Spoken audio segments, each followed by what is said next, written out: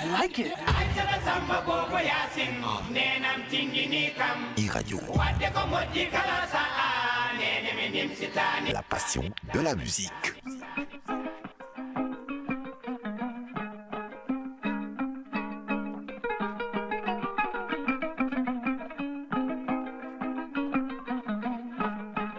Jamano, ku ko fete wacca defal baax jamano, looy sa gannaaw la. Transfert d'argent bii di Kpay transfert d'argent par code paiement marchand par QR code wala code marchand achat de crédit paiement de facture Woyofal Rapido Senelec TNT Aquatech te it Kpay mën na rechargement à carte bancaire rechargement à partir d'autres calpés demande de paiement de facture de crédit ak yeneeni service moo leen di may seen émission xew-xewu jamono.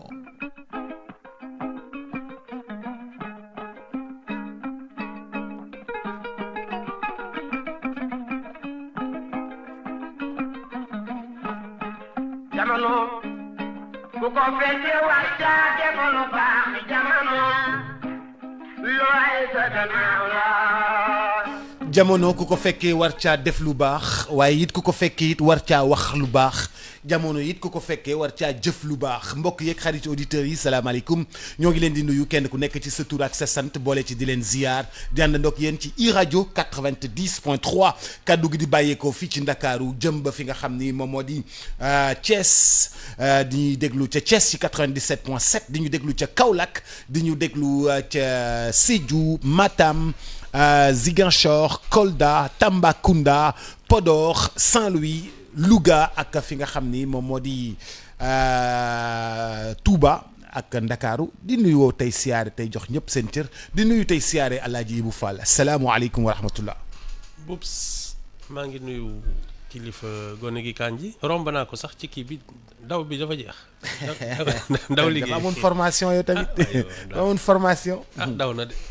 di nuyu auditeurs yeeg internautes yeeg téléspectateurs yi ak kilifa gone gi xam naa ñoo ko yedd bon samay soppe moom vraiment fukki loxo laa leen di nuyu yéen waa 54% yi ma jox leen catu bakken. waaye daal da ngaa changé ay façon. waaw dama bëri melokaan. da nga bëri melokaan saa yoo xëyee rek indil ma bu bees. waaw. di la nuyu te di la siyaar di am mbégte di waxtaan ak yow ci suba gi di ubbee waxtaan wi recrudescence bu li nga xam ni moom moo di xale yi ni nga xam ni noonu la ñuy jëlaatee géej gi fan yi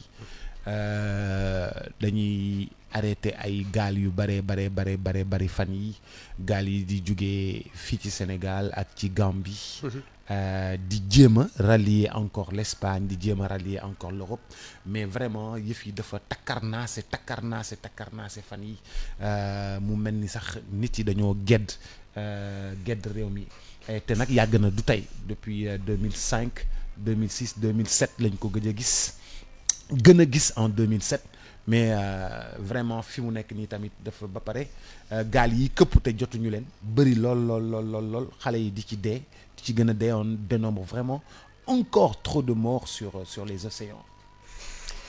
Alors man ma position elle est constante man ci man c'est le droit de voyager qui est bafoué c'est-à-dire ñun suñu njaboot gi war nañ mën a dem fu ne ci àddina dugg avion tranquillement dem dellu si bon ça c'est un problème malheureusement ñun nos états là ils ne savent pas se faire respecter ba nga xam ne on nous considère comme un ghetto dañ ñu parquer dans nos pays sous-développés là ne nag bu leen fa génn ce qui n'est pas normal ça c'est vraiment un débat qu'on doit poser aux Nations Unies les pays là à qui on demande des visas war nañu ciy wax d'abord bon au plan strictement Sénégal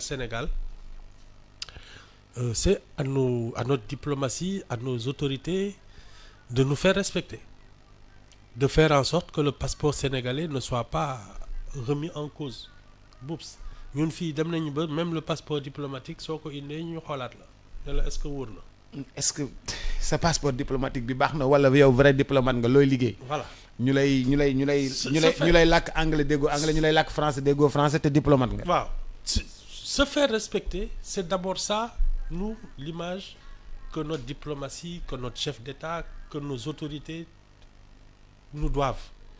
nga xam ne foo dem ci àddina soo ne sénégalais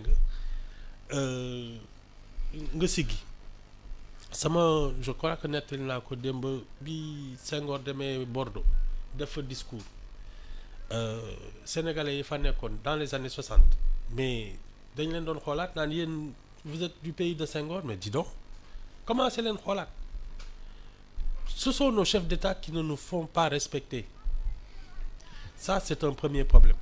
Le deuxième problème, Boups, nos pays là ne font pas rêver. Nos pays non ne font pas rêver. Le désordre, c'est-à-dire que tu es entrepreneur, tu es jeune, tu veux construire un truc. Boups, soo yéegee wàcce ñaari yoon ñett pour am benn këyit, c'est-à-dire sa extrait de naissance sax ça peut te prendre plusieurs mois. Nos pays ne font pas rêver. Ils sont sales, désordonnés, désorganisés, instables.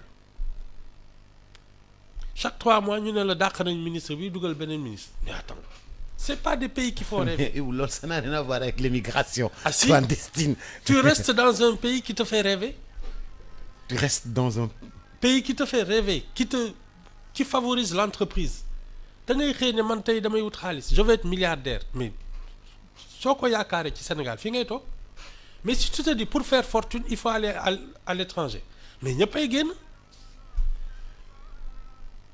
Fii les gens qui font fortune là en général ils sont adossés à l'État c'est des histoires de régime et de trucs ak de bras longs mais l'entrepreneur ni libre dans sa tête qui se dit moi j'ai un rêve je veux le réaliser mais tu ne penses pas au Sénégal tu te dis c'est aux États-Unis c'est en Europe que tu peux gagner de l'argent nous nos pays ne font pas rêver loolu ay film moo ñu ko wan rek mais c'est ils pas nous la ont réalité. ils nous ont vendu leur rêve. Leur rêve à eux. Ah oui, ils nous l'ont vendu et on l'a acheté. Ah yow quand tu entends parler de Paris ay Tour Eiffel lañ lay wax ay grands hôtels ay Champs-Élysées ay marques ay Christian Dior ak yooyu c'est ça l'idée de la France hein. Là où se trouvent les boutiques de luxe, là où se trouvent pourtant il y a les des hôtels. pauvres, il y a des sans domicile fixe ak yooyu mais ça ils ne nous le vendent pas ils nous vendent la belle France ñun fii on a toujours déjà des complexes d'infériorité oui ñun on nous exploite ah suñu dëkk yi il faut ñu dimbali ñoo yooyu non mais attends tu vas rester dans un pays comme ça loo fiy def. nga jox ñu benn mine ñu jox la ay corbillard. Ah c'est ça hein. ñu génne ko journal Oui, télévisé. oui, c'est ça. Non, on ne fait pas rêver. Il y a eu un début. Wade avait commencé à nous faire rêver. Di wane ne fii on peut être milliardaire ak yooyu mën fi am xaalis boobu Lions yi rakkaaju dem 2002 boobu Sénégalais yi dañu fuuy en se disant mais attends C'est possible. oui fier de di génn seen ay drapeaux ak yooyu la fierté nationale il faut la kii mais quand tu es là dans un pays où même le président te fait honte mais tu fais quoi ay ngay toog ay Macky Sall naan la ay nous on nous donnait des desserts. On nous donnait des desserts bi moom. Non digéré wu ma ko. Yooyu j'ai jamais digéré. On donnait des desserts mooy lan kii nu ñu tuddee. Tirailleurs yi. Tirailleurs yi. waaw. Hein? non ouais. non ñun non ouais. mais Ibou. Non, xale yi. nos gens là ne nous font pas rêver du tout. Bon ñi tam je te dis hein, c'est pas du c'est pas du rêve hein. Déjà suñu toogee naan la on sait qu'à dire projet bi sax ñu ngi koy bindaat mais attends. Mais Ibou aujourd'hui ce chômage endémique bi nga xam ne moom la xale yi di dund bu ñu jaaree ci Jakarta yi ñu bloqué leen bu ñu jaaree vente à la sauvette ñu bloqué leen bu ñu jaaree ci mbedd mi ñu bloqué leen bu ñu bëggee dimbali seen parents du sotti est-ce que jël gaal bi moom mooy solution bi. wala dox ci désert bi. wala dox ci désert bi. Non, la seule solution c'est de travailler. Oups. De mettre les gens au travail.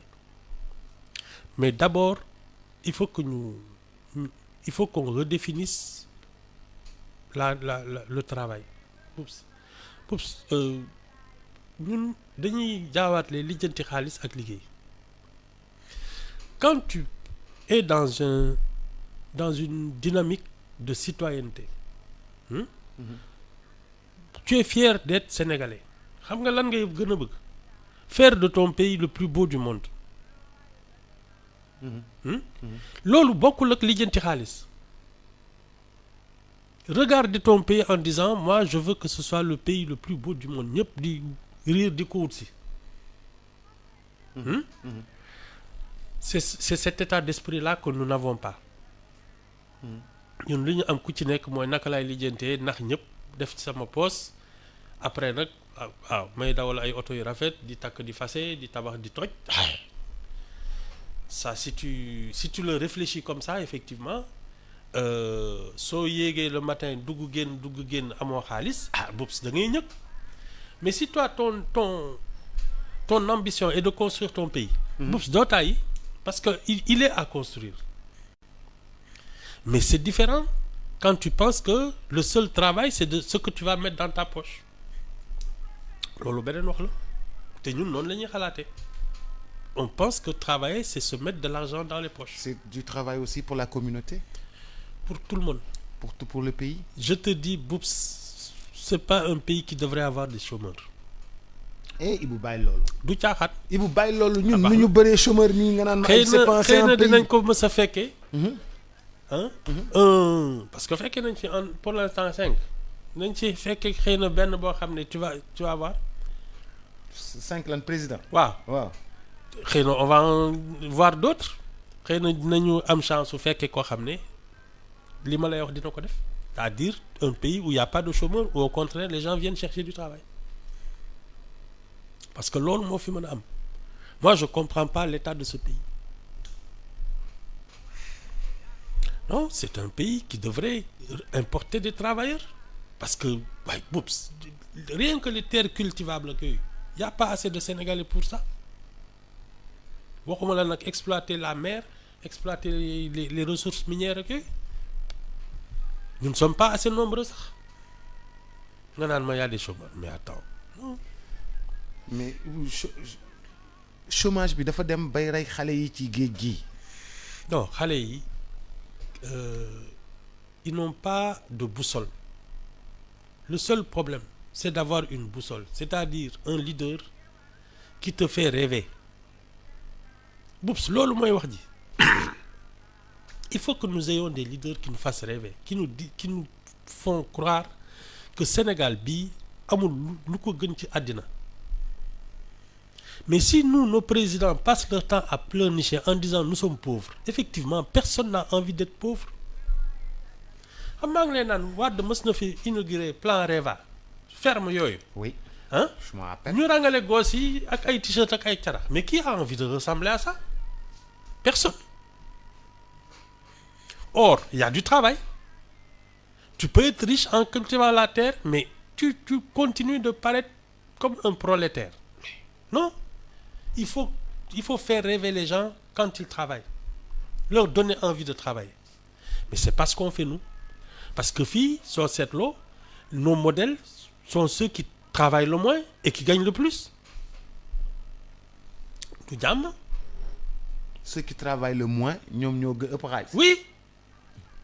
ñi xëy di dang les députés là qu'est-ce qu'ils fichent l'état du pays nii tu entends les députés parler de leur département en disant fii manqué na fi lii manqué na fi lii manqué na fi war nañ fi def lii tu te demandes à quoi ils servent ils sont 165 dans un pays où chaque fois on te dit il y a des détournements il y a des ceci cela ce sont les députés qui auraient dû surveiller tout ça ils ne fichent rien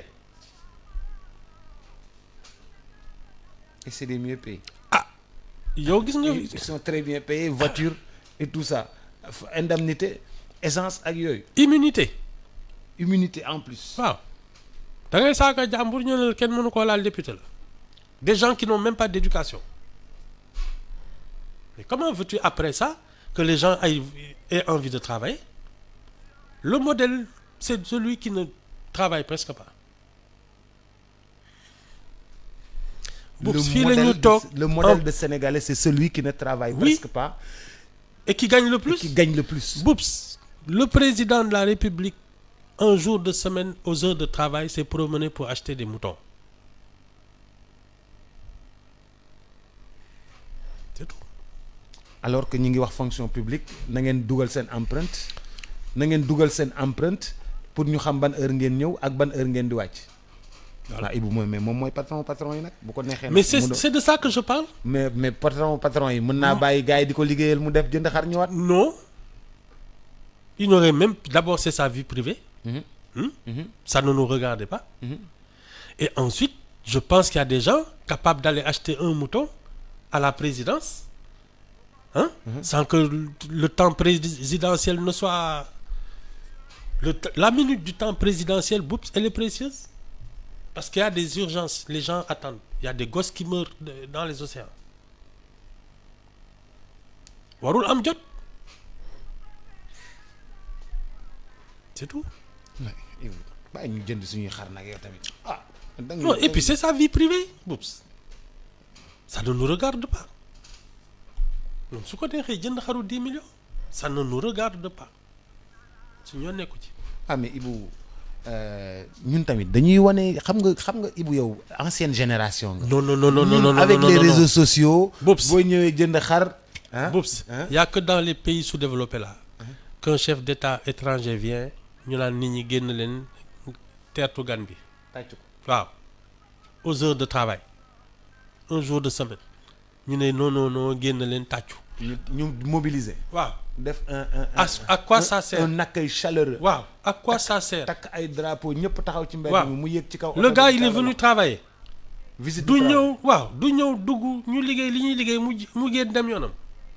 ñeneen ñi liggéey seen liggéey. waaw ñu baare tali bi. y a que chez les nègres que tu vois quelqu'un on accueille un chef d'État gars yi rek jël ay drapeaux di rarani suñu kaw. attends tu crois que ay États-Unis ay kii dinañ.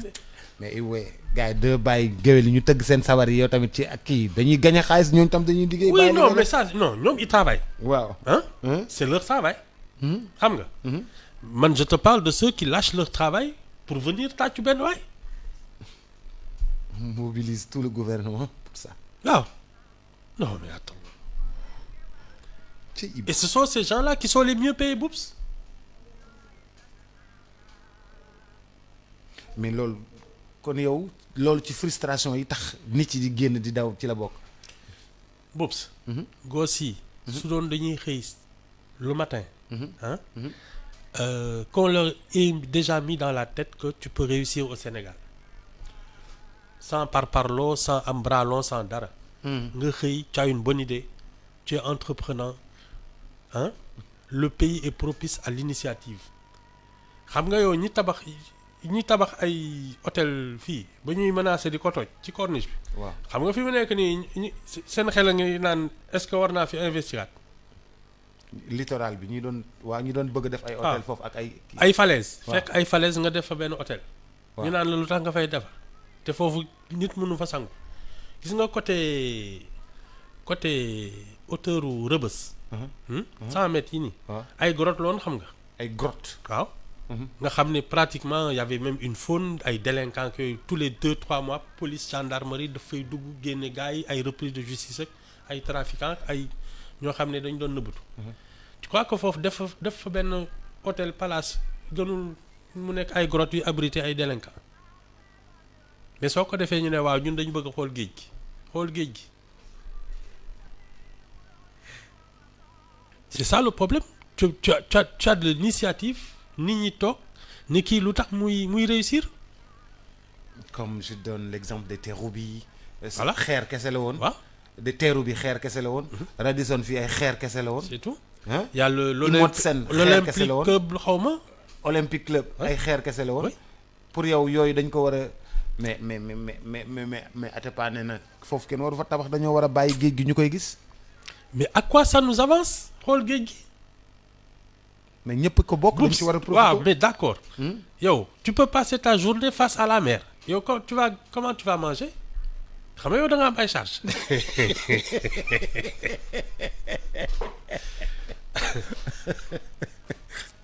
demal toog booru géej di xool ndox mi seet ndax tu vas manger non il faut qu'ils arrêtent ça. il faut encourager l'initiative, l'investissement. Ne pas faire peur à ces gens-là. mais il faut que notre pays ne fait pas rêver. yow génnal ci mbedd mi rek ba kii nu mu tudd benn borom càq-càq romba la këf sa priorité que ne ko lii lan la mu saaga la rien que ça ne fait pas rêver. La mauvaise éducation, le désordre, le sous-développement, quoi, en résumé, ça ne fait pas rêver. Les Jeux Olympiques, l'Europe, le Qatar, les trucs, les Dubaï, les immeubles, là, ça fait rêver. Ah, yaa ngi nii saa yoo amee tuuti wecc ci dem Dubaï. bu bàyyi ma. Ah doo dem Grand Dakar de. sooy doon vacances. doo dem Grand Dakar moom. ah vacances Grand Dakar vacances Louga laa daan dem vacances. oui oui. Louga sama pap dafa ma daan dugal ci kii bi yóbbu ma Louga. non et pourtant Boubs c'est un pays agréable du caaxaan. mais c'est la manière d'abord dont nous on se comporte vis-à-vis de notre pays. c'est-à-dire que ñun dañ fonkul suñu dëkk. Hein? Et ça c'est l'éducation citoyenne, ce sont ces choses-là. On a d'abord, ensuite nos dirigeants nous ont inculqué leur propre complexe d'infériorité par rapport au monde occidental. ñoom ni ñu gisee tubaab yeeg yooyu dina non vraiment il faut nous aider ak yooyu c'est ça qu'ils reflètent et c'est ça qui fait que ñun on se dit effectivement yeneen dëkk yi ñoo gën suñu bos. On ne nous fait pas rêver. Alternance 2000. Les gens ont rêvé quelques années. Sénégalais yi foogoon nañ ne dara tëw leen parce que d'abord l'alternance c'était presque un rêve impossible qui est arrivé. Un opposant qui arrive au pouvoir par les urnes. Ça fait rêver. Ça a ouvert toutes les perspectives. On s'est dit tout est possible. ñuy wax nag ñuy waxtaane ay milliards ñi naan kii ak yooyu. ñu bàyyi million jël milliard. waaw les gens se sont dit y a plus à douter. tojate VDN bi defar ko. c'est ça defar ay pont. oui oui. pont yi di génn. il faut faire rêver autorité di génn. c'est ça. Encourager l'initiative. soo ñëwee dina moi je veux faire un projet j'ai besoin de 10 millions ñu ne attends yow da nga dof xanaa doo laajte 300 millions ñu financer la mais fii da ngay ñëw ne waaw man c'est mon projet là vraiment vers ñu ne yii fay jëlee xaalis boobu. 20 millions. si c'est trop.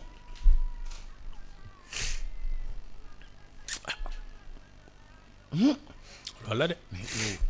Ibou naka la ñu mën a def ba suñu pays di faire rêver. Mais il faut un leader charismatique qui entraîne tout le monde dans ça. Quelqu'un qui voit grand. loolu mooy wax ji bañ tuuti bët. Mais ça c'est dans la mentalité il nous faut un vrai leader Boubs. Garmi quoi. Garmi pire. loolu lañ soxla. non c'est que nous on manque de générosité. On manque de générosité. D'abord on voit petit, c'est-à-dire lu nekk dafa fee suñu bët. Ensuite la première générosité c'est de se dépenser pour son pays, pour la communauté. Hein? loolu kenn du ko def. yow li ngay am ah defar sa biir kër même mbedd sa bunti kër sax doo ko bale tu t'en fiches ba pare nag waxuma la da nga koy yemale ci yow mais ensuite su keneen bëggee émerger sax sa xol di metti nga naan mais kii fu mu jaar pourquoi lui. dañoo bañante daal. c'est ça. on manque de générosité dañoo bañante. on manque de générosité moom. On manque de générosité. Ça c'est devenu au contraire on cultive la haine, la rancœur. duñ ni ñaa ngi nii di wër ci naan kii kër diw la sàcc la. non mais loolu élection yi. le patrimoine 2 ans yi nu mu demee la woon 2 ans yi 2021. le patrimoine du président de la République qui est dans le journal officiel. Les gens se disent mais comment un fonctionnaire qui commence di xam nga comme ak 80 dafa gaaw a génn fi gars yi duñ ko wax ci kaw. Non mais c'est pas ça le problème Boubs. Le problème c'est pourquoi tous les Sénégalais moyens les fonctionnaires n'ont pas ce patrimoine. loolu moo normal ça doit pas être une exception ça doit être général. lii président am ñëpp dañ ko war a am. c'est ça pas l'inverse. lii syndicat impôt mayee ci kër ñëpp dañ leen war a may. exactement xaw ma naka lañ koy arranger. mais tout le monde doit avoir accès à la propriété. c'est pas des trucs exceptionnels et de privilèges. ça doit être le sort normal d'un Sénégalais. Parce que tu travailles, tu es né ici, tu sers ton pays. Tu dois avoir ce patrimoine. Quand tu fais des choses exceptionnelles, tu peux avoir une fortune exceptionnelle. Comme elle n'est Steve Jobs, Boops, il a changé le monde. C'est normal qu'il soit riche. Mais que tu fasses juste ton travail, Boops, le minimum, c'est que tu aies une maison, une voiture. Et que tu aies des économies pour aller en vacances. Et nous, on rabote par le bas. C'est-à-dire, ñun, c'est ça l'exception. Ku ko am ñu ne la mais kii xanaa dafay sàcc. Alors que c'est ce qui est normal. Nit dafa war a am kër, am oto, di dem vacances, di mën faju, di solu, jàng doomam di jàng. Et pas l'inverse. mais ñun dañuy sentir que ni ñenn ñoo am privilège yi xaaral rek. ñenn ñoo am privilège yi boo nekkul magistrat nekkoo ci gouvernement bi nekkoo impôt nekkoo fii doo mën a am ci privilège yi. Moi, je suis d'avis que c'est l'élite d'abord qui doit servir le pays, le service public, les fonctionnaires ak yooyu. Ce sont les meilleurs d'entre nous qui doivent servir le pays. Et quand tu sers ton pays, effectivement, tu dois être bien payé. Boops, man, li ma dese kii mooy le personnel enseignant, le personnel médical et les militaires. Waruñu ñàkk dara. C'est la base. C'est la base. Les gens du service public. waruñu ñàkk dara. Administration. C'est ça. Comme ça, ils vont permettre aux autres Sénégalais de déployer leur talent, le privé. Man, je te dis, il nous faut quoi? Une dizaine de ministères. Tout le reste, et il faut bien les payer. Un fonctionnaire, boops, war na mën jënd kër, jënd oto. Dem vacances. Entreprise bi jaay oto doxle. Oui. Kii jaay essence doxle. Oui. Kii jaay kër doxle.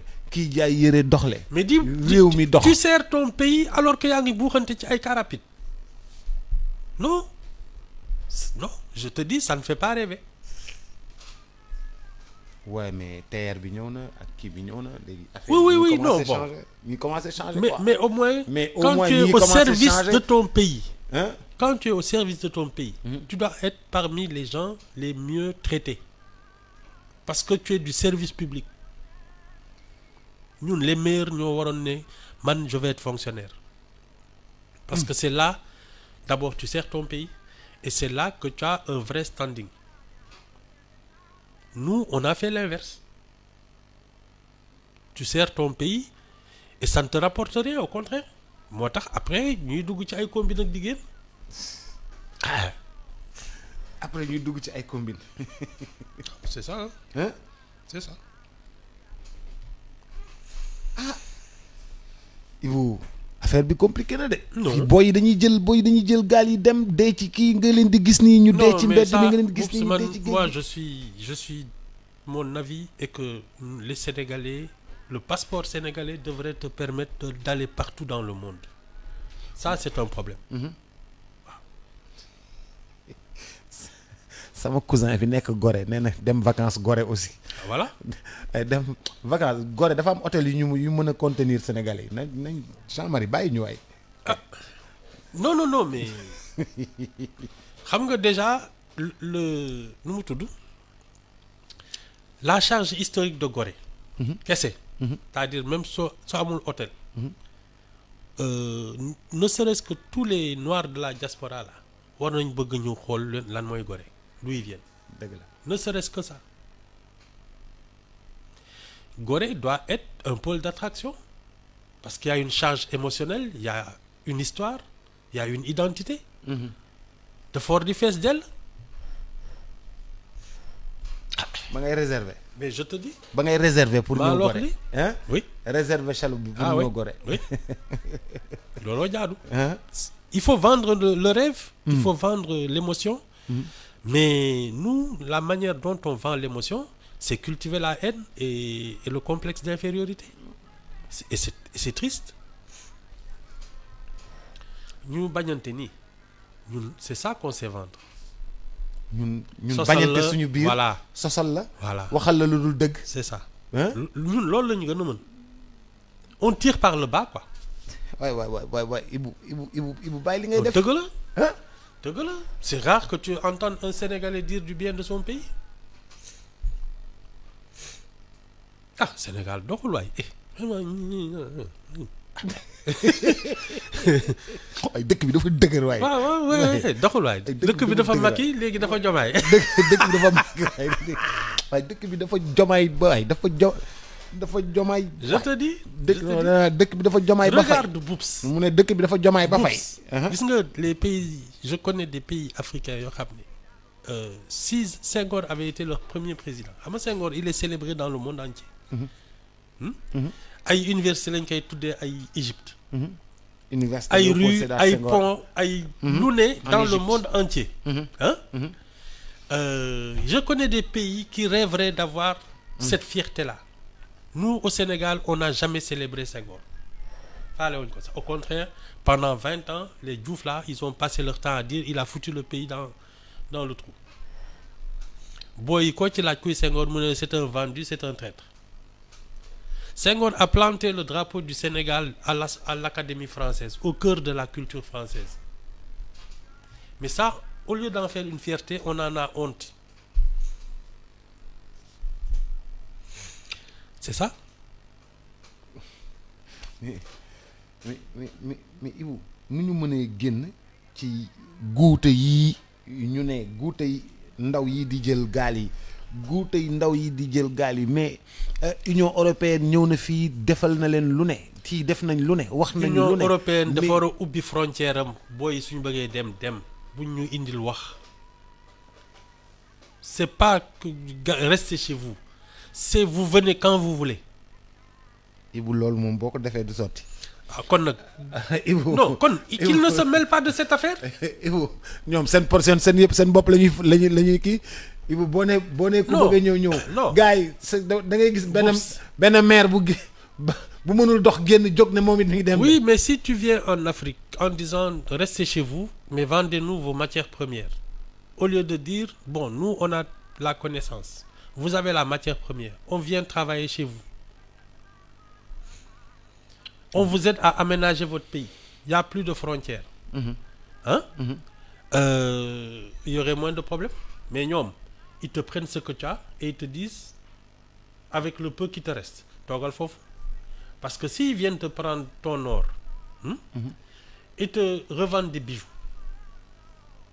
parce que or yeeg yooyu su demee ba nu mu tudd ay Van Cleef wala ay nu mu tudd ñooñu defal la ko ci seen yooyu. ambaleel la ko bu rafet. Ils te le vendent à 300 millions alors qu'ils ont peut-être acheté le gramme à quoi 50 100 000. gramme bi de gramme or bi mi ngi ci 45 000 de. waaw 42 000 42 000 waaw waaw. Ils te retournent quelque chose à 450 millions. En te disant reste chez toi quand même. C'est ça? Le déséquilibre est fort. Alors que tu peux faire des bijoux ici. Mais ils vont t'acheter ton or, en faire des bijoux et venir te vendre le rêve européen en te disant mais reste chez toi quand même. yow boobu mais bu ñun lan la ñuy dem defi si ñoom. dara loo xam ne mënuñ ko def suñu biir dëkk. Ce qu'on fait là-bas, on peut le faire ici. On peut même mieux le faire ici parce que nous tout est à construire. Boobu il y a du travail à n'en plus finir. ñoom ñoo am problème. Leur population est vieille, ils n'ont presque à part leur imagination que yooyu ils n'ont presque plus rien à faire dañuy maintien rek. Nous tout est à faire c'est-à-dire que ñun nee naa la dañu war a importer ay travailleurs. C'est ça la vérité. Maintenant ñoom ils te prennent ce que tu as et ils te disent reste chez toi. ñun suñu xaalis sax foofu lañ koy defaree. c'est foofu lañ koy tirer. amuñu imprimerie yi moo tax. ah waaw c'est bien. hein c'est bien. amuñu imprimerie yi moo tax Ibou bu ñu génnee foofu ci conseil des ministres bi kii di docteur Cheikh Dieng mi nga xam ni moom la ñu nommé fan yii rek il y a quelques mois dañ ko fa jëlee. changé waat. xanaa moom du appel recruter wuñ ko ci appel à candidature ak test comme ni ko sa projet bi doon waxee. ay. Si tu fais un appel à candidature, tu as 10 dossiers, tu les étudies, tu audites les candidats. Ba ñëpp xam ne kii il est compétent. Il restera plus de 3 mois. Il restera plus de 3 mois. Ah ci li ma foog. ah mais dafa yow xam nga ne appel à candidature bi defuñu ko. kon kay c'est bien. Hein? Ah c'est bien. Ne serait-ce que promotion interne. Étudier les dossiers des employés de l'ONAS. Qui travaillent là-bas depuis longtemps. Waaw. Et faire monter progressivement jusqu'à la direction. Loolu de moom laa gënoon gis. Mais parachuter quelqu'un, c'est pas sûr qu'il sache atterrir hein. Parachuter quelqu'un wóorul mu mën a atterrir. Beaucoup. bàyyi ko ci para mu naaw. Ah waaw. xamoo ndax kii il sait de quoi il parle. Mais regarde Boups, le médecin là qui est à la LONASE, tu crois que kooku dafa il a une tête de quelqu'un qui pariait.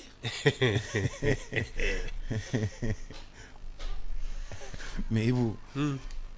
On ne gouverne qu'avec ñi ñu wóolu ak ñi nga xam ni. Oui, mais la confiance, c'est pas la relation personnelle, c'est le dossier.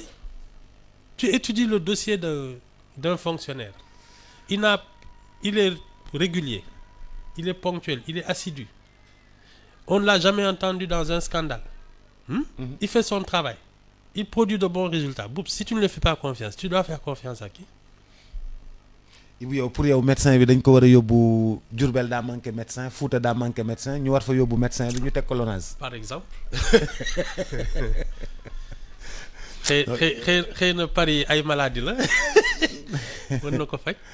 ah Paris moom maladie la. kon na ko faj. ah kon na ko faj.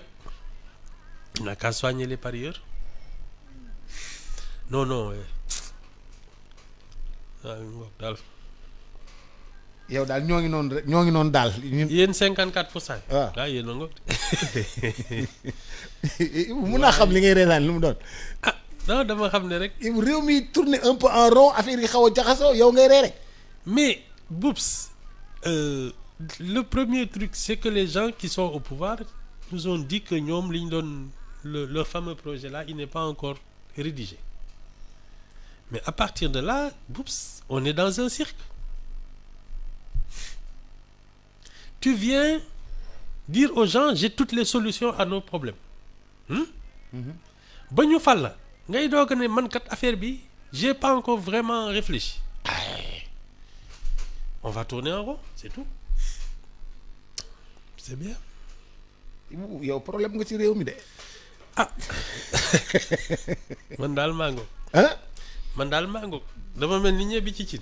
da nga mel ni ñebbi ci cin. ma ngoog de. Ibou problème nga ci réew mi yow. Waaw c'est bien. Non. Tu sais, Boups, la politique est un art majeur. C'est l'élite qui l'a fait. C'est des gens qui ont de l'expérience, qui ont de la tenue, qui ont de l'ambition pour leur pays. Ñooñu ñoo war a politique. Pas des gens qui ont juste envie de privilèges. C'est ça la différence. Man, je donne toujours l'exemple du président uruguayen là. José Mujica la tudd xaw ma. Waaw moom këram bi la dëkk. ñu def ko président mu ne man du ma dëkk ci palais boo xam ne pour faire ton café tu marches pendant 100 mètres sur 100 mètres 80% de son salaire il le redistribue moom ak xajam ak jabar ji ñoo dëkk waaw c'est tout. Ibou ñu nekkuñu ci yooyu. Waaw ñoo ngi lay gërëm di la sant ñu newuñu ci yooyu. ba semaine prochaine. ñun dañuy def suñu cortège yu baax nit ci réew mi di. waaw Ibou dañ ñoo bëgg a yàqal rek. di tukki rek. lire naa tey sa sénégalaise. Oui, mais tu sais, moi je pense que chaque fois que le président, d'abord tu prépares un voyage parce que tu as des conseils dans les pays que tu visites. Des gens qui peuvent déjà préparer des rencontres avec les investisseurs, les hommes d'affaires. Surtout, il y a des pays où notre savoir-faire peut compter. Nos entrepreneurs peuvent vendre le savoir-faire sénégalais. Mais quand le président voyage, ça doit être ça. Ramener des contrats ou des investisseurs. Mais dem dellu si tu sais même pas pourquoi. jërëjëf Alaaji Ibou Fall. Ba semaine prochaine. Inch'Allah di la gërëm bu baax a baax di la sant Sophia ce sera dans quelques instants Sophia Ba ce sera dans quelques instants pour le bulletin d'information Cheikh Sarr léegi lay doon. Transfert d'argent bi di Kpay transfert d'argent par code paiement marchand par QR code wala code marchand achat de crédit paiement de facture Woyofal rapide